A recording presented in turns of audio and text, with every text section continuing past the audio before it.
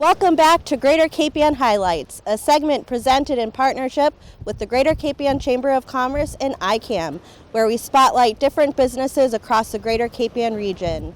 My name's Olivia Prezodes, and I'm your host. In today's episode, we're going to sit down with Cara Hutchins of Communications Inc. and Melissa Tarr of Design of Mind. Please join us as we sit down with these two businesses and learn about their journey of becoming business owners.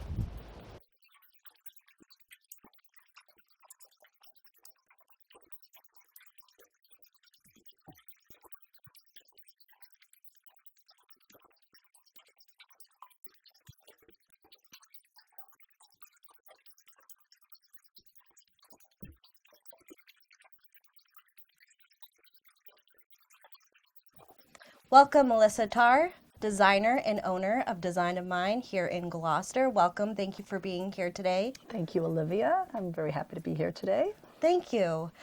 So could you tell a little bit about yourself, your path to becoming a designer and a small business owner? Okay, well, I was in wholesale apparel for about 10 years, and I decided to branch out on my own, wanted to do something more creative. So in 2013, I started doing upcycled jewelry, and I was selling it at artisan events, different craft fairs, a little bit of everything, and ramped it up. In 2014, I started making an item called the Flutter Shawl, which a lot of people know me for, and continued with those events and doing bigger women's conferences and traveling cross country and doing wholesale with that item. And in 2017, I opened my own store here, Main Street in Gloucester, very exciting. And it just kind of morphed into adding new lines to my store, along with ones that I made.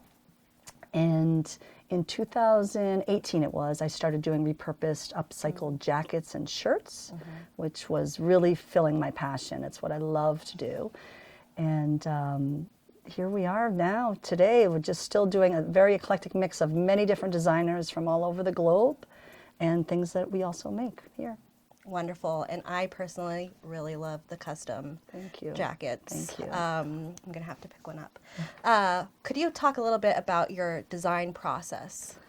So I love to use reclaimed, upcycled, recycled items. In my jewelry, I always use recycled metals. I always like to look at something and see it from a different point of view. Like I used to do necklaces out of drawer pulls and see something, just something you wouldn't, the unexpected, I guess is the best way to say it. And the same with my jackets. See a fabric that you wouldn't normally picture to be in there and pair it with something else. Like bright colors, I like textures, and I just love using anything that has a past history. Yeah. So. And could you talk a bit about your curation process, like what items you pick specifically to be in your store? So having had the wholesale connection I did for 10 years, I met many people in the industry. So I made some great relationships there. And so now flipping over to doing my own retail store, I called on a lot of people that I had met through those channels and got some really interesting lines in. So, and I always like to do something just off the beaten path as much as I can.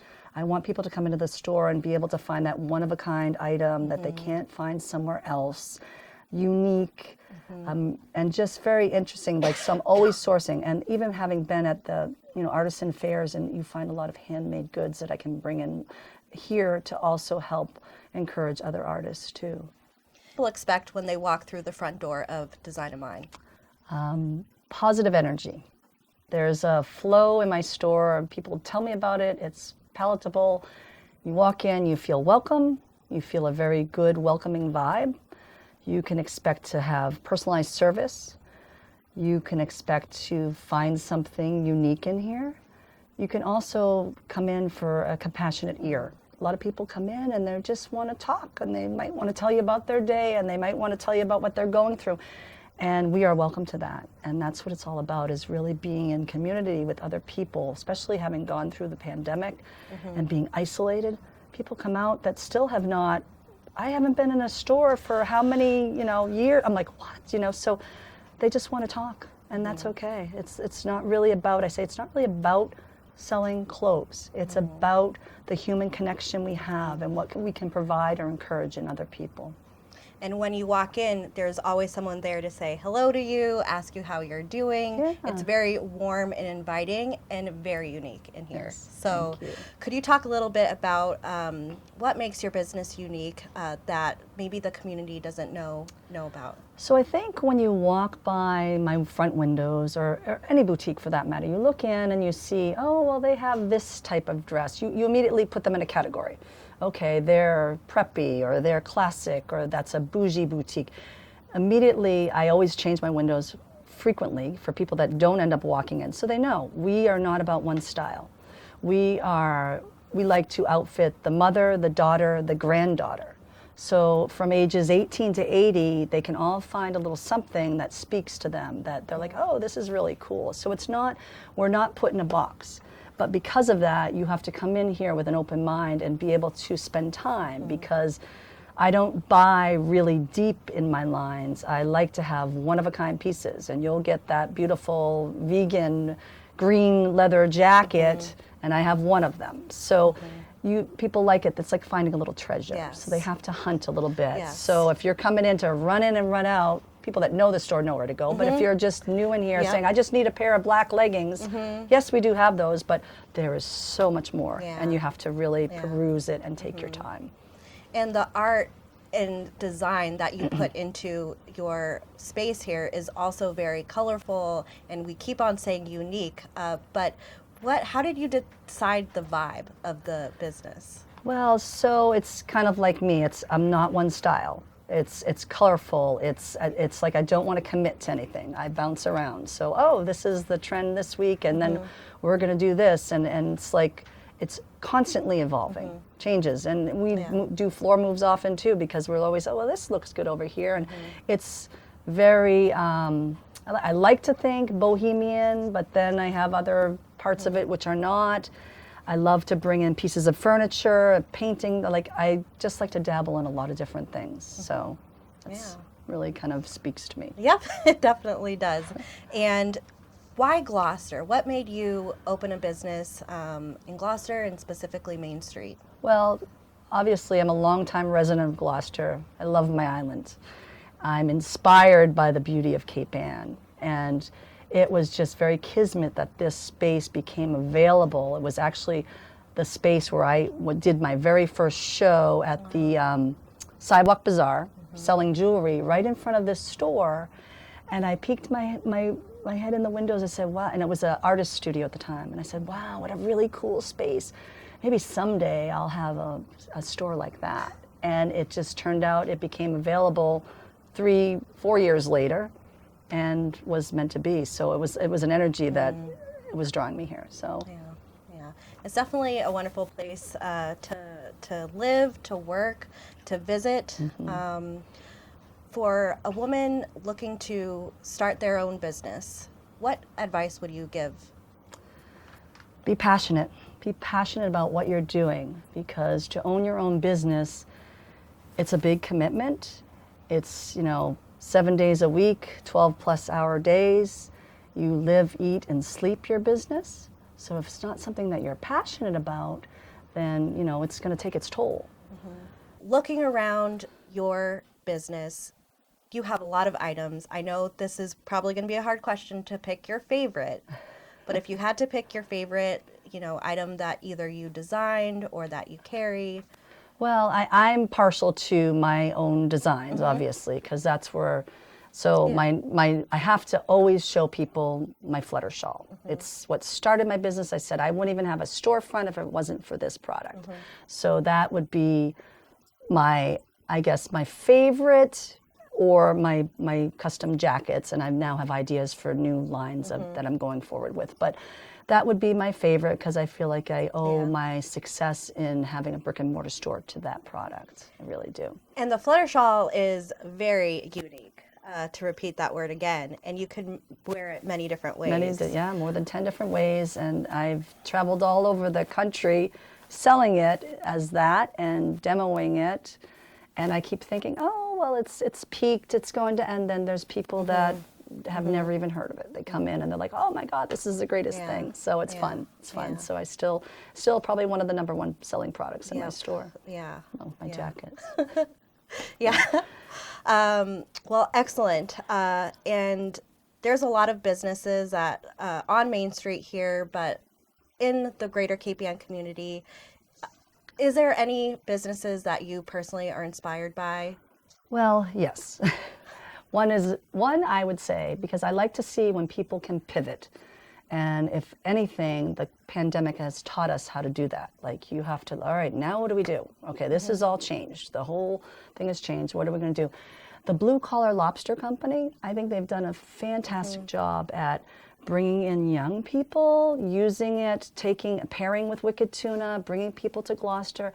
I just see what they've done now down there as to what it was. And I think Dave and Lenny have done a fantastic job. Like I said, pivoting and we need new young blood in here. Like we're not, I'm not the age of Instagram, but we need those kids in here, whatever is it, Gen Z. Gen Z. We need them in here. So the other one, which is obviously very close to my heart, is my daughter who owns, Bianca, who owns Castaways Vintage Cafe, Bianca Giacalone. She has presented a hybrid model, and she brings in people from all over that see her on Instagram, and it's like, and we cross promote. So she sends them up here, I send them down there. I would love to see, and it's new ideas and ways on how to market. So if we can all kind of think outside the box, that we can keep resurging and keeping Main Street alive. As we finish up, could you please tell the viewers at home where they can learn more about Design of Mine? Okay, well, obviously on Instagram and Facebook, we do daily posts on there. We have a website for our Flutter Shawl, thefluttershawl.com, and we also have a store website, which is designofmineshop.com. So also we encourage all of our customers that come in to sign up for our email list, because we send out any promotions. We do a lot of events here. We do sip-in shops and live music and window dancers and fashion shows. So we encourage our customers to sign up, because we'll send out an email that will let you know of all the events happening. And also if we have any special sales or promotions or coupons, we send it via that way, and on Facebook and Instagram. Excellent. Thank you so much, Melissa. It's been a pleasure learning more about you and your business. Thank you so much. And just a reminder to shop local this season. Thank you. Thank you. So here is our very versatile flutter shawl, and you can wear it more than 10 different ways. It has seams on the shoulder, so you can tie it at the waist. You can tie it to the back. There's no wrong way to wear it, so it's really a matter of how you like to wear it and what you're putting it with what outfit. You can tie sleeves, you can turn it so it's asymmetric and it gives you full coverage, so you can wear it with leggings or boots. I say it's like the shawl that does it all. You can wear it over your bathing suit, your blue jeans, or your little black dress. So you can tie it at the waist, you can tuck it up and under, you can make little seams and tie it to the side. It's super versatile and makes a great gift, because you don't have to worry about sizing. You can even, if you're going to the islands, wear it as a sarong or as a shawl or as a scarf. So we make these out of 3 different fabrics. This is a lightweight chiffon, which is kind of more season specific. So you could maybe do it as a scarf. You might not wear this now, but we also offer them in beautiful cut velvets and a cotton poly blend, which literally you can put this over your pair of black palazzo pants and go to a wedding with it. You're all dressed up, ready to go, put it in your purse, take it off, whatever. I do the specialty velvets just for the holiday season. We have all these beautiful, and we even do like sequin, all the same cut, all the same design, and they do all the same thing. But super versatile, fun, great for gift giving.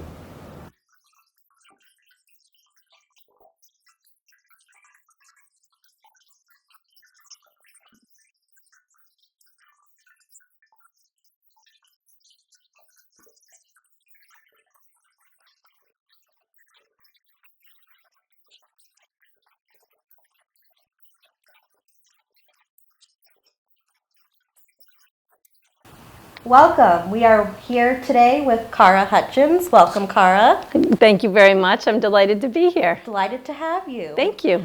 So we're going to get to know you a little bit today and your business, Communications Inc. Could you first introduce yourself a little bit to our audience today? I'd be delighted to do that. Yes. Hi, everybody. I'm Cara Hutchins. I started Communications Inc. More than 20 years ago. My background was in Wall Street. I started off as a stockbroker, but always had a passion for advertising. And I came up here to go to business school. I worked at State Street as an advertising director, worked on the agency side for a little while, and then decided to start up Communication Inc. So I think of myself very much as, rather than a business person who I think is concerned about profits, an entrepreneur who's really concerned about the outcome of the work they do and making an impact. And I also consider myself to be an activist around reproductive health issues, social justice, and the environment. That is quite the background. Very impressive. Could you talk a little bit about starting your journey that you took to start your own business? Because it's a big jump to go from the stock market into starting your own business. It definitely is. That is true. I think that what I found, and I guess that really what inspired me to start Communications Inc. is that marketing's a really crowded field. You can do it yourself if you want.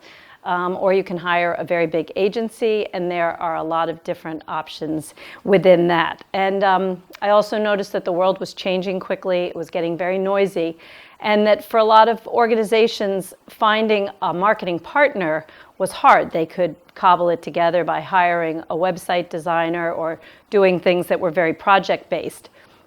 But that rather than focusing on taking a project-based approach to things, I thought it was more important to partner with the clients and get to know them, listen to where their challenges were, where they thought their opportunities were, hear from their clients, hear from their internal audiences, what the company was like, and then work with them together to come up with a marketing plan and a budget that made the most sense for them. So that's how we approach marketing at Communications Inc. Very nice. Could you talk a little bit about being a woman entrepreneur within this marketing and advertising and communication space? Yep, I would be happy to. So when the pandemic hit, like so many small businesses, all of our work was put on hold. So we used the time to get certified with WeBank. So the Center for Women Enterprise in Boston helped us through the process, and we were certified a year ago. And that's been an incredibly helpful resource to us, because I find that being a woman entrepreneur, especially in marketing, can be a bit of a challenge, because sometimes I think as women, they think that this is a hobby for you as opposed to a career. And the way that will manifest itself is in the form of pricing a lot of times. And I've been to a lecture where I've heard one of the speakers say, as women, we need to demand fair pricing, we need to get compensated for our work, and then sat in a pitch with the same person and had her say, oh, this is too much money. And so I think, my advice to other women entrepreneurs and to other women in marketing is to know your value, understand that experience is worth something, and you bring a lot to the table, and having the confidence to also sometimes say no to projects. Unprofitable projects, you might think, oh, well, it's worth it to do it to get the experience or to make the connections, but in the long run, I've realized it's not a good business strategy. That is so true.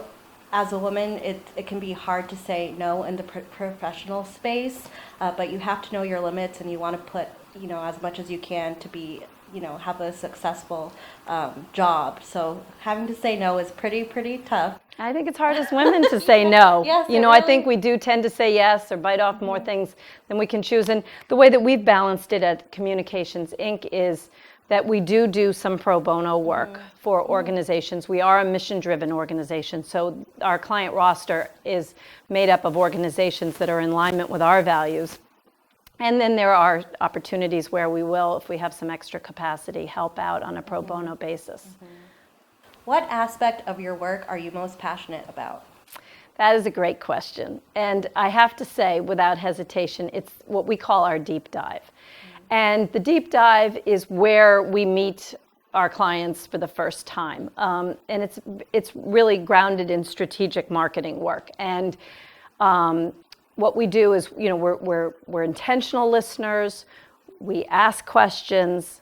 We get to know our clients, their business, their clients, their staff.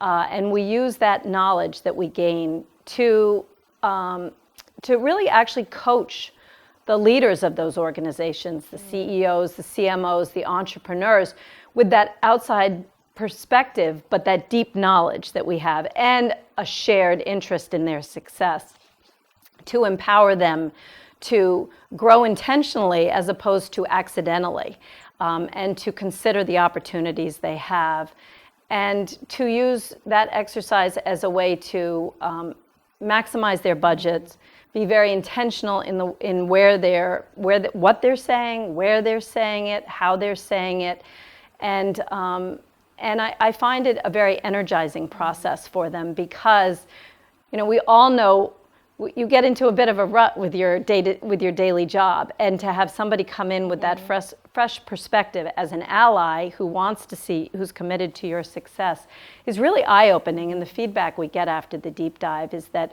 it not only impacts the marketing, but it actually impacts all aspects of their business. They sometimes make some organizational changes, or they consider some new opportunities that they might not have. And it's just fun to watch where it goes from there. Do you think the deep dive makes Communications Inc. stand out, or is that something unique about Communications Inc. that maybe other marketing companies don't offer? Yeah, I do. I really do think so. I think that's probably our differentiator, because as I said earlier, a lot of marketing is product driven, and it can almost get commoditized, where it can be, well, anybody can design a website, that it then comes down to how much it's going to cost and how much time it's going to take. And while all of those pieces need to be created, taking that time to say, well, is it really a website that we need, or is it that maybe a new website, maybe we should be updating it, or maybe we should consider doing, any number of other things. And so a lot of times an inquiry will come into Communications Inc. asking for one thing, but by the end of the process, we've actually unlocked a lot of different opportunities that have made a bigger impact. And so it's that partnership with clients, spending their budget like it's your budget, really being almost fiduciary with their marketing responsibilities, that I think is so special. Could you talk about someone within the greater KPN business community, whether it's an individual or a business, that you're personally inspired by? Absolutely. So we are inspired by our clients, and Babson Law Office is a client of ours, obviously Pier 58, Wellspring, and Luminarts. They're wonderful nonprofits doing really, really good collaborative work on the North Shore.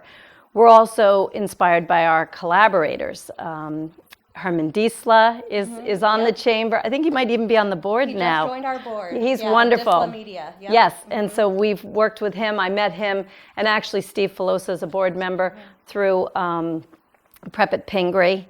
And he's wonderful. Daily Printing, Seaside Graphic. These are the people that we turn to, and that I know I've spent a lot of time talking about the deep dive, but we are a traditional agency that obviously does website design and print material and signage and business cards, all of those things. And it's with those partners that we can turn to and trust that we are able to deliver a really wonderful product. So I see being a chamber member is invaluable, because it brings us together as small businesses in a collaborative fashion, because you can't do it alone.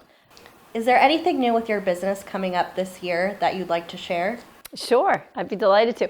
So we have had 2 really wonderful years since the pandemic. I mean, I guess the pandemic isn't over, but the last 2 years have been very good for us. We have a lot of new clients, so we've been expanding the business.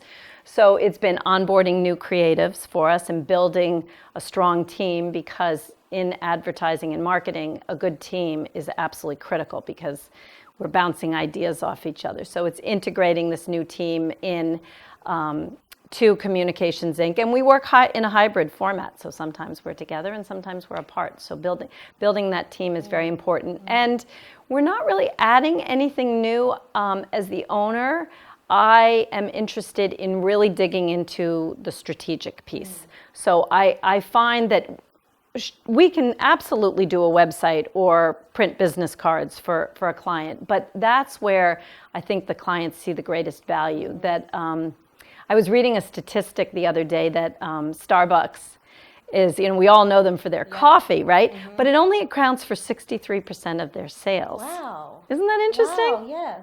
But my takeaway of that was that, you should really be really good at one thing as opposed to being good at everything else. So if we focus on the strategic marketing, it's not to say that it's the only thing we do, but that's where we are so strong. So I think getting the word out, helping people to understand the value of a marketing partner, working with somebody who's truthful and who's really going to be collaborative with you is so important. Definitely is. Thank you so much, Cara. It was wonderful to get to know you more, your business more. I hope the listeners at home will reach out to you for their marketing and communications and all of their needs. Could you please let everyone at home know where they can learn more about you and your business? Absolutely. So we obviously have a website. It's cominc.com. So it's Communications Inc. abbreviated. We're also I'm on LinkedIn. Communications Inc. is linked on LinkedIn by my name, Cara Hutchins. We are on Facebook and Instagram. But I think the best way to reach me is just to pick up the phone and call. Face-to-face is the best. Always. Much agreed. Thank you. you So much. Thank you. Thank you for joining us for this episode of Greater Cape Ann Highlights. Please be sure to follow Communications Inc. and Design in Mind on social media to learn more. We'll see you next time.